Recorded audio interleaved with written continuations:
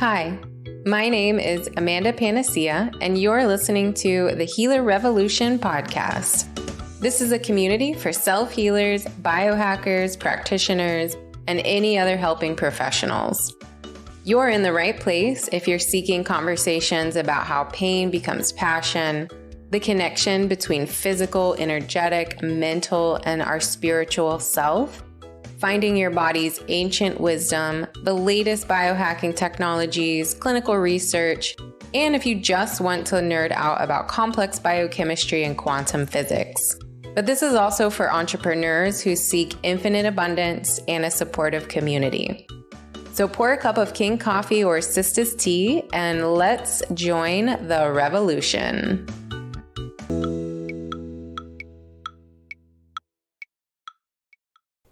Welcome. This is your host, Amanda Panacea, and you're listening to the Healer Revolution podcast.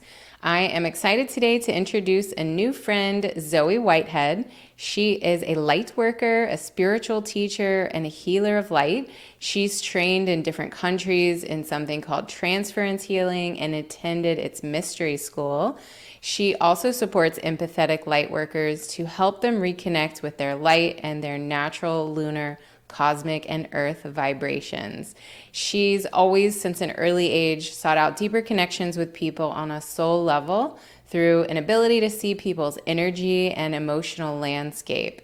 She also has a very strong fascination with moonology, cosmology, and its impact enables her to sense changes in the collective, flow with natural cycles, and harness the potent energy around the solstices, equinoxes, and celestial activations. So I know you're going to really love this conversation. Zoe is a really interesting and brilliant person. I'm super excited that she and her and I were able to connect. So without further ado, here we go. Hello, everyone. Welcome to the Healer Revolution podcast. I am your host, Amanda Panacea, and today I'm really excited to chat with my new friend, Zoe Whitehead. Hi, Zoe. Thank you for joining me today. Hi, Amanda. Thanks so much for having me on. I'm really looking forward to our chat. Yes. So we found each other on Instagram, basically like everyone else that I've had on has, except for one person. But anyways, what I would love to hear is all about how you got to this point in your journey. Like, how did you, what is your healing story, or what is your story, even from childhood? So you can feel free to start wherever you feel comfortable. Sure. I love this question. So as a child growing up in kind of the 70s and 80s, so showing my age here a little bit, I was obviously very empathic, and obviously no one talked about that in our kind of circles. And because of that, I did struggle quite a lot in obviously in school situations, stressful environments where there were a lot of people. But I was also very psychically open, but kind of in a very unquestioning way, because I used to kind of have these visitations. I heard things very clairaudient. I remember flying. I absolutely remember having these experiences. I mean, obviously there were out of body experiences, but I didn't have that sort of language. So we had all this kind of thing going on. But also when I hit teens, it's very stressful for me, because I didn't understand what I was, and I didn't understand the sensitivity that I had around picking up on people's stuff, and so I was onboarding a lot of things, and obviously feeling it was my own stuff when really it was probably stuff that belonged to other people as well. So it took me a long time to realize what I was and who I was, and obviously what I was destined to do. And it was well into adulthood that struggle continued. I went into teaching in mainstream education, and again I was in a very highly stressful environment. I don't know what it's like in the States, but the education system here in the UK, it's just very stressful. Yeah, stressful, lots of pressure, tests, all of that going on. So a lot of kids that are stressed out, high anxiety, school refusing, things like that.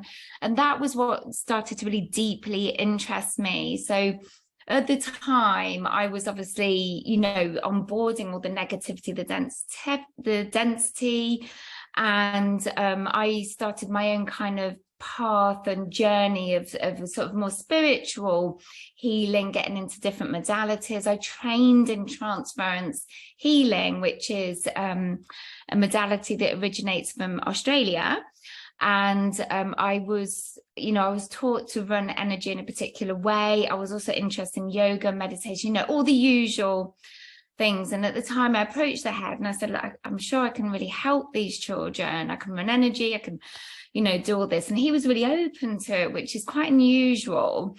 And so I'd go along before the day started with my crystals and my cards and, templates and all this kind of thing. And I'd have a group of children that were, some were school refusing, some were, really anxious. And I was just so lit up by it because, we were getting good results. They respond, because they're so unquestioning.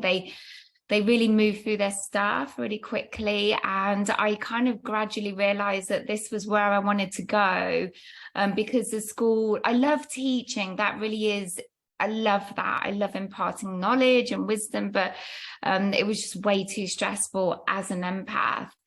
And so I kind of left. I just had a bit of a mini breakdown and just left. Luckily, I was married, so my husband was able to support me. Well, I had a bit of a crumbling, and I remember just crying for about a week because, my whole identity was wrapped up in my job, as many people's identities are.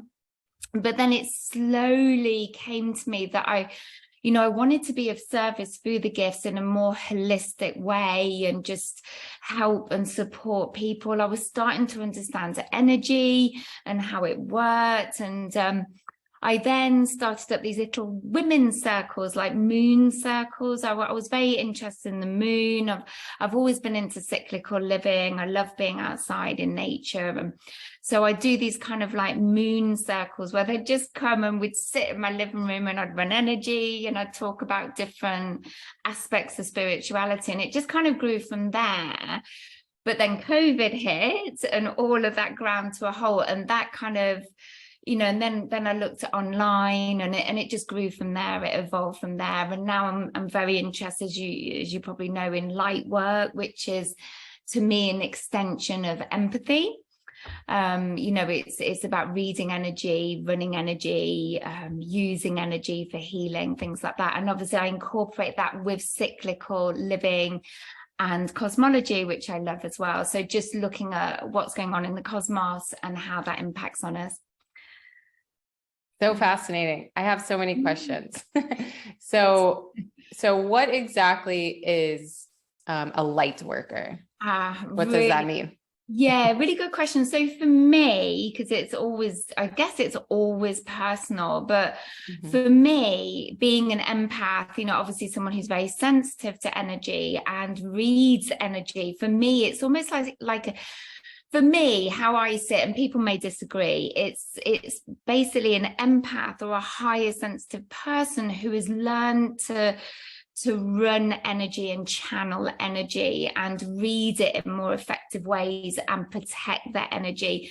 And also the main aspect of a light worker is someone who holds space, who can clear energy, who sees or feels when the energy is of lower frequency, and can kind of, I don't like to use the word manipulate, but can kind of shift energy in ways that lighten it. They, and like I said, one of the biggest aspects is holding a beautiful space for themselves and for others, so that you basically become someone that people just love to be around. They don't know why that is. And they sometimes they can even shift in your presence if your light is of a certain frequency. Light workers are not necessarily, or don't necessarily become healers or even work in the spiritual arena. But, they basically, I mean, for me, how I see it is light workers are needed everywhere, and many light workers don't even know they're light workers. They just have a natural empathy. they have a lighter energy. They just naturally know how to protect their energy, know all of these things. And like I said, they're needed in every field of work and interest, you know, because they can hold their light and hold their energy and support others in that way. Mm-hmm. Fascinating. Yeah. So I'm imagining like the graph of the frequencies. So like down here is like guilt and shame. And then as you go up, acceptance, neutrality, and then like enlightenment and love and all of that. So from what I'm gathering, what you're saying, a light worker is somebody who basically always is at least at acceptance and neutrality. So people feel very comfortable with them and they're not carrying that heavy, dense, lower frequency energy. Yeah, that's a really interesting way of seeing actually, Amanda. And it's true, you know, our thoughts can have a lower frequency, a dense, you know, the judgment, the negativity, the pain, the you know, the karma as well can really lower our density. But you know, it's like the lighter frequencies, compassion, forgiveness, love. Yeah, obviously, it you know, it lightens that and raises it. But obviously, light workers have shadow aspects as well. You know, obviously, we all have our struggles, but I guess we just become very aware of how we're thinking and feeling. And, you know, it's almost like we're empaths who use our gifts. That's how I interpret light work. Okay. And what would you define an empath?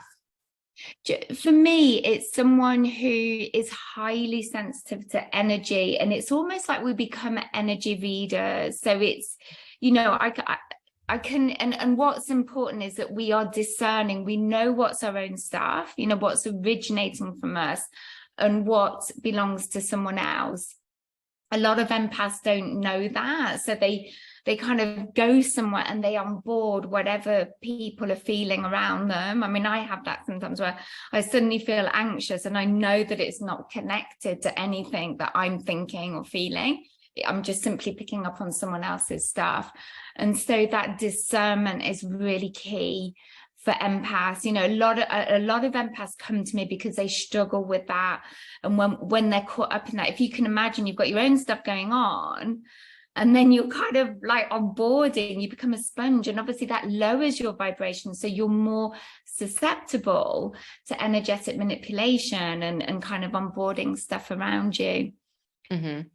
Yeah. And so this might be a bit triggering, but from my experience, I think I agree that there are definitely very talented and empathic people out there, but I also think some people will call themselves an empath when they might just have very poor boundaries and take on a lot of stuff from other people, maybe are very ungrounded in like their root chakra and live kind of in other people's like they decide how they're going to feel from what they're gathering from other people. Yeah, it's true that whoever we are, we need to be really, really boundaried, of course. And there probably is a confusion, absolutely. But to me, it's seeing that as a gift. It's sensing that energy and it's using that. You know, we're really gifted as empaths and light workers, and it's about, you know, it's I mean, I don't know, I don't know for sure, but there probably is an element of that, Amanda, for sure. But for me, what's really important is that we, you know, we're giving these gifts for a reason, and how we choose to use that and step into our purpose. But yeah, for sure, boundaries are key. Yeah, I think it's kind of in relation to how other countries versus the United States looks at hallucinations and like psychosis even. So in the United States, it's like mental illness, slap the label on you. But in other countries, they have shamans and they help you to understand how to use these gifts and what they mean. And I can see how it can go like whichever way you're being taught is like, this is appropriate versus not appropriate. Yeah, that's true. That's, you know, it's really interesting. And I feel we can be open to manipulation, you know, when we are of a lower frequency and we're onboarding for whatever reason, whether we're empathic or not, and we're, you know, we can be manipulated. And it is about, for me, that, you know, developing that inner strength so that we really get to understand ourselves and have this awareness, this inner awareness, so that we're not swaying one way or the other. And you know, we're open to our intuitive guidance rather than listening to other people and getting manipulated. And you know, yeah. And so what is the school that you went to, the mystery school? That sounds so fascinating. That's like wizard Harry Potter. Yeah. So the modality that I'm trained in is pretty much the only thing I've done, because it's so powerful. It's so it's a lady in Australia called Alexis Cartwright who found, and she's still alive, which is really unusual for a healing modality. It's obviously a very, very new one. Obviously there are so many on there. And it's called Transference Healing. And obviously you know, I've done the fundamental advanced training, and then from there you do teachers, which I've done, and then you go into the mystery school. So it's just deepening your wisdom around that, you know, connecting with past ascended masters, really learning to, you know, run energy in very ceremonial and ritualistic ways. And, you know, we delve into all of that. We've all got crystal wands and all this kind of thing, and templates that we use. We also do crystal gridding as mystery school graduates. So we gather etherically once a month, and we all kind of grid in our own homes, but we connect with each other on the etheric. So we have out-of-body experiences as well. So we do all of those sorts of things, but I use that energy within my membership and with my clients, because it just really opens you up. On a you know, at a kind of conscious level, it opens you up so that you start to see things that you were never able to grasp before. It's funny, every time I go for a retrain or whatever, an upgrade, I understand things on a whole different level, and because it's working on all different levels within the body. But I now use that's kind of the backbone of the work that I do. So yeah, it was super powerful. Awesome. What is crystal gridding? So crystal gridding is so it's like how do you call it? It's like a process, I suppose. You lay down and you put your crystals. Well, you lay your client down, or the person you are gridding, if you're with someone, you lay them down on the floor on their back, and you place crystals in particular alignments. So they align with planets and you know, certain constellations, things like that. And then you activate the crystals so that they have certain connections with the body and connect you up to different constellations and planets. And you, by whatever process, you have these incredible, you know, just out-of-body experiences. I mean, I have seen all sorts of weird stuff when I've been, you know, and you kind of go into this deep, just totally altered state when you're doing it. And, you know, you can either do it etherically, so that the other person can be in a completely different country, or they can be with you in the physical. And as part of our mystery school graduate work, that's what we do. We get together and we, you know, the other part of it is that we are shifting the earth grid as well. We're kind of, you know, clearing and cleansing earth energy as well, because we go down into the earth chakras as well. And it's all kind of linked. It's very, very complex, and I couldn't even begin to explain it to you, but that's part of the work. And I guess the service that we do as graduates. Oh, I can still hear you. Oh, good. Okay.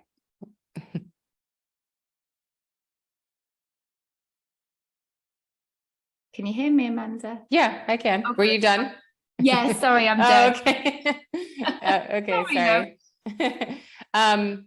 Awesome. So let's talk about cosmology, because this is like there's so many debates about this. So I have my brother, he's absolutely fascinated and knows so much about the universe and the planets and the stars and black holes, but he does not believe in astrology at all. And so I'm like, how can you have one but not the other? Can you explain like what the difference between cosmology, astronomy, and astrology is, and maybe how you use it? How I see it, obviously it's always Yeah. personal, isn't it? But so astronomy I see as the physicality of it all. So obviously, you've got your planets and you've got everything going on in the solar system and the movements and the orbits and all that. So cosmology for me, this is what I'm really deeply interested in. I'm not a cosmologist. I do not see myself as a cosmologist, but I'm just deeply interested in the energetic impact of celestial activation. So everything that goes on, will be impacting on us energetically. That's what I believe. And the astrology part of it, I know a little bit, but I don't know a lot, is for me, it's more about how the alignment of the constellations, planets at the time of your birth or at the time, particular dates or whatever, are influencing and impacting on your personality. That's how I explain it to myself. But what I love is the cosmology part of it. So, things like, for example, we've just entered the active phase of Mercury retrograde. So the planets retrograde, they appear to be going backwards in the sky, but it's like their trajectory and the way they're traveling changes, so their impact, and some of these planets are huge cosmic influences on us, as is the moon, that their impact will be much greater than normal. So for Mercury, if we take the example of Mercury, which is a fast mover, it retrogrades about 3 to 4 times a year. And it's a rule of communication and how we connect with others. So I don't know about you, but I always, at this time, I feel like I'm speaking a foreign language. We have especially with my husband, we kind of just don't understand each other. It's like really challenging. So there's things like that going on. So, but basically what it's doing is it's spotlights things, it kind of puts a glare on what's not quite right or needs to shift, or, but also at that time it's a bit chaotic in the ways that those planets influence us. So it's spotlighting, but it's also supporting us to kind of shift things or change things, or kind of think, okay, maybe I need to change this around, maybe I need to take a pause before I speak, maybe, it's just supporting us. A lot of people go, oh my God, when it's the Mercury retrograde, because oftentimes it will, communication just does get difficult, but also, as we know, the connectivity, which includes internet connection or whatever, electrical devices as well, can go a bit awry. But it means that either maybe the way you're using them is not quite right, or maybe you need to upgrade or something. And I always say, to myself, well, it's okay. It's just, it's just telling me something. It's showing me something. It's not that it's all going wrong, and how we can sometimes panic, can't we? Because a lot of us do use online stuff, and it does get difficult, doesn't it, if we're working as entrepreneurs or whatever on computer. But yeah, it's really interesting. We have things like meteor showers. We've had a lot this month, and so meteor showers always impact on our dream state. We get a lot of, my husband's had so many vivid dreams at the moment. A lot of people, they get a lot of messages and things like that in their dream state during the meteor showers. Obviously we've got particular times of the year, like, each month has its own numerology as well. So it's not so much the cosmic stuff, but, like December is the number 12 as a vibration of completion. So everyone's all about, trying to get everything done and completed. And, so what I'm trying to say is there's so much going on, so much energy at play. Plus we've got our own stuff going on as well. So what I like to do is create an awareness, a consciousness of all of this, so that people are super aware of how they're getting impacted, but also how they can harness that. We're in powerful death rebirth energies right now and following the solstice. So it's a really, really good time for stilling, looking back over the year, reflecting, what's not worked for me, what do I still need to let go of, and just work on releasing that, chipping away at it a little bit more, but also a visioning, isn't it? Naturally we're thinking about the new year, but it's more than that. There's a whole energy behind it because we're already getting impacted by these new energies coming in. So it's like I always feel this time is a bit of a liminal space where the old year is dying, the new year is coming, and we're impacted in that way. So we need to make the most of that energy so that we can really get clear on what it is we want to bring in for ourselves. So there's seasonal changes, the seasonal dates that energetically are really important and significant, but also we've got all this cosmological, the eclipses, all of these things will be impacting on us in different ways. And I just find it fascinating. I love it. It is, yes. Yeah, you covered a lot. So yeah, I resonate with having the really vivid dreams recently. I have my best friend. She's very intuitive like you are. And we've been best friends since we were 2 years old. And since then we tell each other our dreams like every day that we remember them. So we've gotten really good at like practicing remembering and doing lucid dreaming and things like that. And sometimes we'll practice like meeting each other in our dreams, or we'll be like, where were you in your dream? Like, were you there too? I love that. She's a lot more talented at it than I am with like astral projection and things like that. But is that possible? Or are we just oddly connected? Like, in the dream state, can you meet someone with just your consciousness? I believe so. I've never personally experienced that, but I don't see why, because when I look at the way that I work, I connect etherically with people across the other, they could be in a totally different country. And most of my work is now done on an etheric level, if I'm healing them, and they know when I've done it. I always tell them when I'm back to my energy, but they feel it. They go into these spaces that they would never get into normally. So I don't see why we can't do it in our dream state. I guess it's just knowing how to do that. But I mean, I don't know about you, Amanda, and whether you run energy or not, but a lot of the way that I work is through intent and visualization anyway. I mean, obviously I'm taught to run energy and procedures, energetic procedures in a particular way. But, our intent is incredibly powerful. So I guess if you started working on that and saying, yeah, I want to connect with this person in my dream state, I really believe that is possible. I wouldn't know how, but I suspect it's along those lines. Yeah. Yeah, that makes sense. And what about people who have passed away? Can you connect with them in dreams or? I feel I have that clairsentience for sure. I mean, both my parents have passed, and I definitely felt the presence of my mum. I mean, it wasn't something that I particularly wanted to call her up. I mean, I'm not, I just always felt her presence, and it wasn't a comfort thing or a grief thing. I definitely could feel her coming in and out.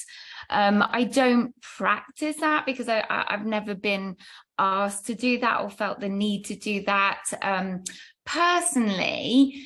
But I can absolutely, when I'm running energy, interestingly enough, when I run energy, I do see keyhole images of past lives of the client that I'm working on. So it's like I see this keyhole image. Often times it's something that's magnified, and then I will sort of say, can you, why am I being shown this? Can you, just expand on that? I need to understand that. And then I will see the bigger picture, and then the bigger picture again if I need to. And then I kind of use my intuition as to whether I tell the client, because sometimes I see things that are a little bit disturbing. So I always, if it's, and oftentimes it will be something that's relevant to what's going on for them, because a client cannot come to me and say, I've got sciatica or whatever, and I do something about it. It's not how I work. I'm intuitive. So whatever procedure comes up, I divine the procedures up in the moment, and then I have to go with that. I cannot force it, knowing that they've got sciatica. Do you understand what I mean? Because everything is, I believe, divinely timed, and that's how the energy that I run is orchestrated. It's how it's intended to be run. But yeah, so I was going off on a tangent, but yeah, I definitely see past life aspects that are often relevant or explain things for the client, whatever is going on for them. So it's fascinating, but I only get that when I'm running energy. I feel things, but I don't see psychically anything apart from when I'm running energy. Okay. Yeah. So when you say running energy, is this just when you go into like a meditative state and intend to, work with somebody's energy? Well, both actually, because I most days I start my day by I run light through the body, and I kind of go places. I often go into the global grid matrix, and I use that for expansion for my business and my energy and for healing.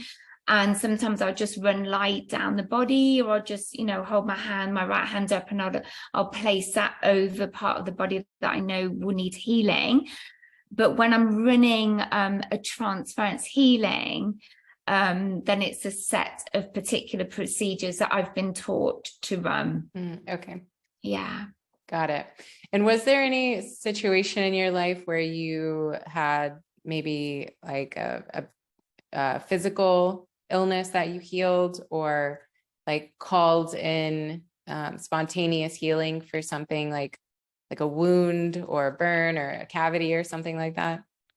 I always do that, alongside. But I know I spoke to you earlier about, I had a really bad eye infection. It was 5 years ago now, and I was diagnosed with toxoplasmosis. Oh, wow. Somebody actually diagnosed it. Yes. Well, they thought I'd had a stroke or something in my eye, because it was really strange. I had this patch that was just not there in my vision. And it's a whole story, but my mum was super, super ill, and we were looking after her for about 1.5 years. And during that time, it was really, really stressful. And obviously I believe now that my immune system was totally shot. As stress, I believe stress will impact on that. And I feel that's what happened, because when I did the research on the toxoplasmosis, they said it's something that you can even get in childhood, but it would just lay dormant in the system. It never comes to anything. And it's rare. Apparently it's quite rare in the UK to have that. It's not rare. Yeah.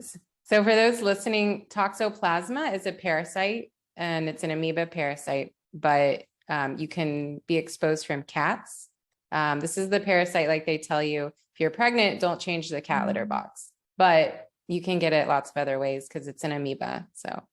Oh, well, you'll know loads more, Amanda. I don't know all that. So you just add in the other bits, because I did a kind of bit of research on it, and they said unpasteurized milk, and cooked foods like meat, you can get it as well. So I don't know. I mean, I obviously had it. Well, I guess I had it in my system, and my mum died. And we were doing a road trip, because she was French, and we were in France, and we had her ashes. And this is where it all started off. And I had this headache that was just going on for days. And then while I was in France, this kind of patch of my eyesight just disappeared. It was really weird. It was like a stain on my eye. I can't really describe it in my vision. And I had a lot of floaters. So they were the symptoms, and I didn't feel well, but I put a lot of it down to stress, because obviously it was really stressful time. When I went back, I thought, right, I need to probably just go and get checked out at the opticians. I don't tend to go to doctors only for diagnostics so I can then treat naturally or whatever. And then she was like, right, you've got to get yourself to the hospital, because she thought I'd had a stroke in the eye. And I was like, oh my God, it was like really stressful. And I hate being in the hospitals, and you pick up all the fear. And, it was just, anyway, they couldn't work it out. They just could not work out what was going on. And eventually they said, yeah, it's that, because they could see something on the surface of the eye. And basically what this parasite does is the infection causes inflammation in certain parts of the body. And for me, it was the back of the eye, but it was really close to the optic nerve. So I was told, I was like, well, is there anything I can do? Because they were like, well, we're going to put you on steroids and just hope for the best. And I was like, oh my God, because I was taking, I was like horrendous, 10 steroids or something a day. And I had so many side effects. I was like, oh my God. And I felt like I was poisoning myself, because I never take anything. And I said to my husband, when I was getting heart palpitations, rashes, I couldn't sleep. I mean, it was horrendous. And I was saying to the consultant, is there anything else I can do? And he was like, well, you can prepare yourself, because you're probably going to go blind in one eye. That is honest to God what he said to me. And I was like, okay. And I went home and I thought, no, that is reality. It is not my reality. That's one possibility, but I don't need to make it mine. And I had to be really, strong. And I said to my husband, after a few days of these steroids, I said, I'm coming off them. And he was just like, oh my God, I don't want you to go blind. And, everyone, and I just couldn't talk to anyone because, like I was saying, not many people around me think like this at all. It's like doctors, pills, operation, and that's fine, but it just wasn't an option for me. So I find there's a really good website that I use, and they were amazing. They got me on lutein, and I don't know, you'll probably know more about it, Amanda. I was trying to remember. I think it was serapeptase and MSM silver or colloidal silver, something like that. Anyway, I took all of that. And the other thing was that the consultant had given me these eye drops, and it made me look really weird because I had one enlarged pupil, so that they could I looked really deranged as well. I was like, oh my God, this is just so not what I want. And it healed. The infection went, and they, and I kept going, every time I went back, because I was having to go back every week. And they were like, well, it's probably just a few days of steroids that did it. And I was like, look, these are the things I've been taking, please look at them, because this can really help other people. And it's kind of becoming a bit of a battle for me. And I thought, well, I've done what I can do. And I didn't want to, because I was in a healing and a very vulnerable state, I didn't want to get angry and upset about it. I've done as much as I can. They've seen me, they see the proof that you don't need steroids to cure yourself, heal yourself, just let the body work with the body. And the other thing that I was doing was, obviously, it was bringing up a lot of fear for me, because when you're told you're probably going to lose the sight in your eye, obviously you freak out. But every time, what I did was, every time I worried about it, I would then just kind of, run energy on my eye, and I would see myself and feel my eye as healing, feel the tissues healing. And I'd really work in that way, and I'd run light down my body and light into my eye area, back of the eye, and, and just only have conversations around that with people that I knew would support me in the healing. I just did not want to risk, stressing myself out more or compounding and what's the word, just making the situation more than it had to be, because I knew I could do it. And at the time I was listening a lot to Dr. Joe Dispenza, Greg Braden. I love all of those guys. So you need inspirational people, and that's why I feel the work you do is amazing. and to be able to go on social media and talk about that, so openly, because it's really triggering. That's what I found. It really triggers people. I don't know whether you found that as well, but yeah, I don't have a lot of those type of people in my like messages and comments, but every once in a while, like it's only happened one time where I think one of my posts got posted in some sort of like other forum of people who are just very identifying with their illness and not willing to understand that they actually had the power to do something about it and feel better. And I know this has happened with a lot of other people as well, but usually I have a really good crowd. So I feel very lucky in that sense. Oh, it's probably just the end, because you probably just hold yourself as well. I mean, that's what I've realized as well. Sometimes I mean, this is going back 5 years ago now, and maybe I wasn't thinking about it. I wasn't so convinced in my body's ability to self-heal. Now I've been through that. I think it was almost like an empowerment process for me, because I wasn't. Sometimes I feel that, if you doubt yourself slightly, people feel that energetically. And I think that's where you get those triggers. People feel the fear a little bit, and they pick up on the wobbles. But I guess now I'm so convinced that I can do that, and I feel so blessed in a way I didn't feel blessed at the time, but all of these things really, they shape you, don't they? They define you in hopefully a positive way. Yeah. And, for a lot of people, myself definitely included, there were things that I would probably never have changed until I had to.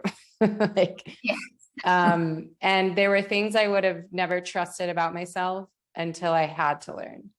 And, for some people, maybe they don't have to go through a difficult journey. And that's something that I tell people a lot as well. Like, it doesn't have to be hard. If you have that contract where things have to be hard for you to change, then it will be. But from now going forward, like, break the contract that things have to be hard.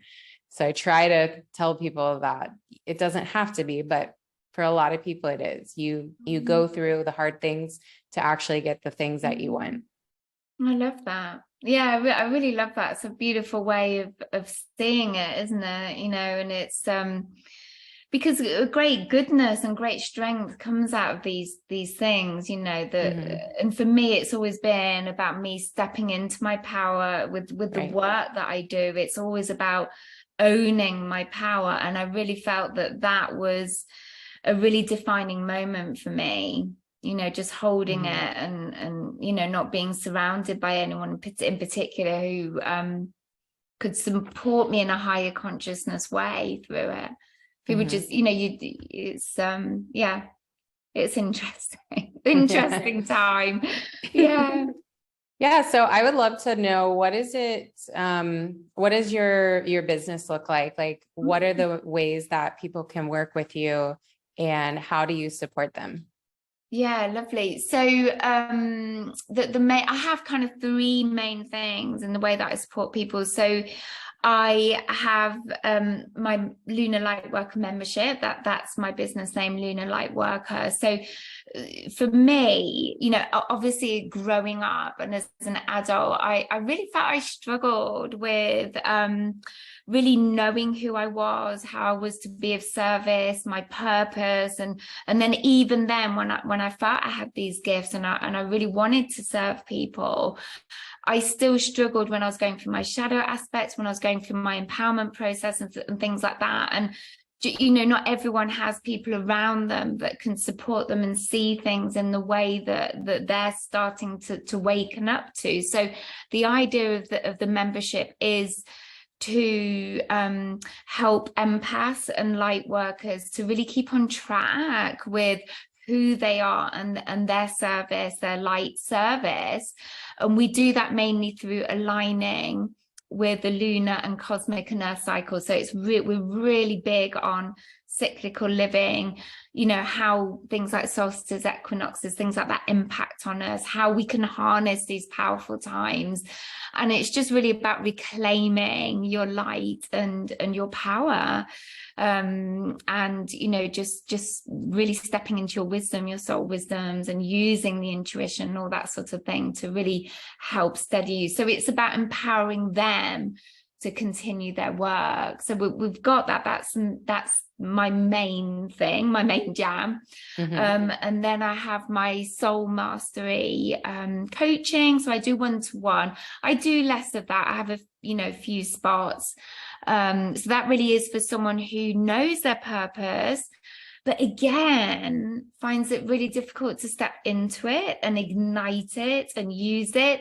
Often this goes into soulpreneurship, you know, people that often they're entrepreneurial, they want to kind of become healers or teachers or whatever in the spiritual arena. I tend to work with people like that, but they just, for some reason, it's all about empowerment for me. You know, they find it difficult to step into their power, into their purpose, and really magnetize that for themselves. And then I have my group program, which often people start with, which is about discovering their purpose. So you've kind of got three things. The membership is ongoing, really, because I find that I don't know, I just find it really good to have something like a compass or something, you know, to keep you steady, especially when because we all wobble, don't we? Let's face it, it can be tricky, it can be challenging. So yeah, I also think like there's so many people out there who are interested in this kind of stuff. Like, for example, a lot of the language you use today, like I myself didn't know what some of this language actually meant. So I think working with somebody like you to actually be able to like have words to describe what you're feeling and what's going on and around you is also really helpful. That I don't know where else you would get this kind of education, really. It's funny. I haven't, because I suppose when I look at what I've done, I've only really been taught in Transference Healing, but the other stuff is just stuff I research or I just look at, or I just intuit, and probably like you, Amanda, I you know, every day Monday to Friday when I work, I just sit down and I just tune into the energy, into the collective, and I just feel what's going on. I have the cosmic dates and I have the cosmic kind of knowledge, but a lot of what I do and my content is just comes from me. I like to channel it. It's my own stuff. I keep it pure. I feel it's really important. And I think this is for me the key to running the business and the community that I've grown, is to express myself through that. You know, the more you can just be your authentic self and your unique self within that and true to you, the more powerful it becomes, isn't it? I mean, that's been my journey. Just expressing myself and having that confidence and just bringing through that unique expression has been really, really significant for me and really important for me. Yeah, I agree. I really struggled with feeling any emotions for a really long time, and I just thought I was really chill and good at managing emotions, but turns out I was just incredibly shut down. So I think having that space and working with someone and being in a group of people who are also like going through that journey is super helpful. Yeah, definitely. It's like I just love it when, I'm not excluding men and I don't exclude men, but I tend to I feel more comfortable with women. I'm just going to say it as it is. But I've always felt like when women come together, whatever capacity, whether it's spiritual or just, shopping or whatever, magic happens. And there's just something so lovely and beautiful about it. And that's the feeling I try and create, in the space that I hold for light workers. I really keep it really high frequency, high vibing as much as possible. And I just want it to be somewhere just so beautiful for the light workers and the empaths to hang out in and be inspired, by other people's journeys and whatever's going on. Yeah. Amazing. So what does your like Monday through Friday look like? Like, do Oh, you work 2 hours a week, or do you oh, work I 50 hours a wish. week? I do. It's funny. I do love most of what I do. I really Mhm. do. What I tend to do is, I don't know. I can't really put it. I probably do about 4 hours a day, Monday to Friday. It's difficult, isn't it? Because say if we're going for a launch, like I run the programs, I open them up sort of twice a year or whatever, the three different ones. So obviously, I mean, I don't know whether you work like that, Amanda, but when I launch, there's a lot more work. You've got emails to write and, you know, things on your website to do or whatever, changes to make. So yeah, it gets a bit busier then. But actually, one of my big lessons this year was, my God, I just was not boundaried with myself.